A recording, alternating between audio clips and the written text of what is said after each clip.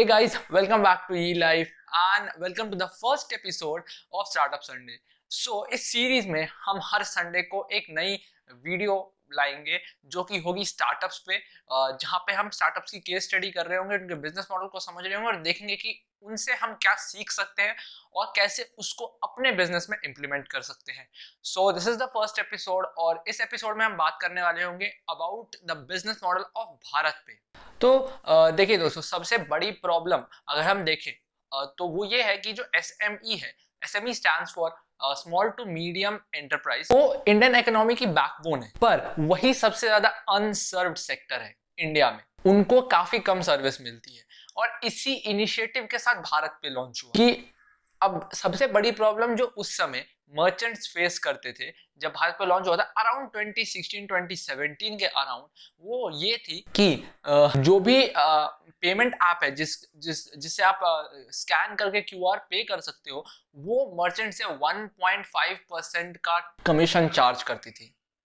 तो इसी के साथ भारत पे आया। भारत पे ने क्या किया, भारत पे ने एक इंटरऑपरेबल क्यूआर कोड बनाया। अब इंटरऑपरेबल क्यूआर कोड क्या होता है कि इस क्यूआर को यूज करके आप किसी भी पेमेंट ऐप से पे कर सकते हैं जो उस समय नहीं था। अगर आप पेटीएम यूज कर रहे हैं, आप फोन पे यूज कर रहे हैं, आप कोई भी पेमेंट ऐप यूज कर रहे हैं, आप सिंगल क्यूआर को यूज करके पेमेंट कर सकते थे।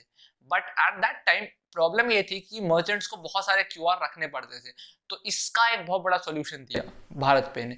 उसी के साथ साथ उन्होंने 0% कमीशन लिया, मतलब कोई भी कमीशन भारत पे ने चार्ज नहीं किया मर्चेंट से। सो एट 0% कमीशन। इसी के कारण इनिशियल 1000 मर्चेंट्स जो थे वो भारत पे बहुत जल्दी आ गए। अब आप सोचेंगे कि अगर उन्होंने जहां बाकी कंपनीज कमीशन चार्ज करके पैसे कमा रही थी, भारत पे ने तो कोई कमीशन चार्ज नहीं किया, तो वो पैसे कैसे कमा रहे हैं? How they become a $3 billion company? कैसे? तो भारत पे ने क्या किया, इंस्टेड ऑफ चूजिंग कमीशन, उन्होंने दूसरे प्रोडक्ट्स के थ्रू अपने प्लेटफॉर्म को मोनेटाइज करने का सोचा। अब ये दूसरे प्रोडक्ट्स क्या हैं? तो भारत पे ने क्या किया कि भारत पे ने एक एआई बेस्ड एल्गोरिथम सिस्टम बनाया जो कि मर्चेंट्स की एनालिसिस करता था, मर्चेंट्स के डे टू डे यूसेज को। वो 3 चीजों पे फोकस करता था। पहला कि मर्चेंट्स का डे टू डे ट्रांजैक्शन कितना है, मतलब बिजनेस का कैश फ्लो कितना है। दूसरा, जो दूसरे प्रोडक्ट्स हैं जो कि उनके ऐप पे मेंशन थे या उनके प्लेटफॉर्म पे मेंशन थे, वो और कौन कौन से प्रोडक्ट्स का यूज कर रहा है।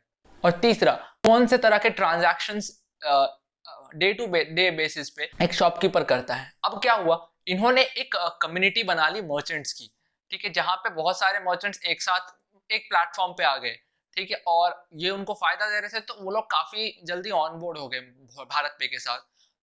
अब वो उनके इस एआई बेस्ड एल्गोरिथम सिस्टम को यूज करके वो ये 3 चीजें ट्रैक करने लगा मर्चेंट्स के, और इसके बेसिस पे भारत पे ने उनको लोन्स ऑफर करना शुरू किए जो कि अनसिक्योर्ड लोन्स थे।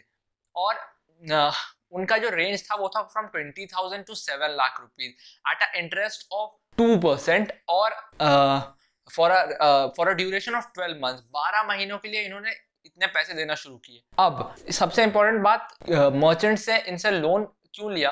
क्योंकि इसमें it was not based on their credit score, मतलब अगर उनके पास क्रेडिट स्कोर नहीं है तो भी वो ये लोन अवेल कर सकते थे। और साथ ही साथ जो सबसे अच्छी चीज थी वो ये थी कि इन्होंने इसको कोलैटरल फ्री रखा, पूरा डिजिटल रखा, तो ये बहुत जल्दी प्रोसेस हो जाता था।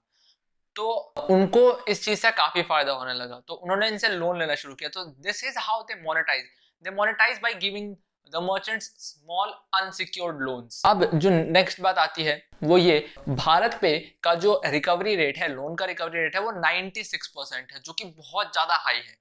उन्होंने ये अचीव कैसे किया? Actually instead of the merchant उनको डे टू डे बेसिस पे इंस्टॉलमेंट्स पे करे ईच डे, बैंक सेटलमेंट से पहले वो अपना जो कट है वो रख लेते थे फॉर से 500 रुपीज। तो जितना भी मर्चेंट ने कमाया ईच डे बैंक सेटलमेंट से पहले, उसमें से वो 500 का कट रख लेते थे, और इसी तरह से उन्होंने पूरा लोन रिकवर कर लिया। और एक चीज और दोस्तों, उस समय कोई भी ऐप सेम डे पे बैंक सेटलमेंट नहीं होते थे, तो भारत पे ने इस चीज को भी इस चीज का भी निवारण उनके लिए निकाला और इससे क्या हुआ, उनके लिए एक विन विन सिचुएशन बन गया। तो मर्चेंट को भी ज्यादा दिक्कतें नहीं होने लगी और इस तरह से उन्होंने एक $3 बिलियन कंपनी बनाई।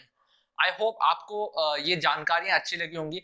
तो अगर आपको अच्छी लगी तो प्लीज हमारे चैनल को सब्सक्राइब कीजिए, इस वीडियो को लाइक कीजिए और लोगों के साथ शेयर कीजिए ताकि उन्हें भी पता चले कि how did BharatPe became a $3 company. So see you guys on next Sunday.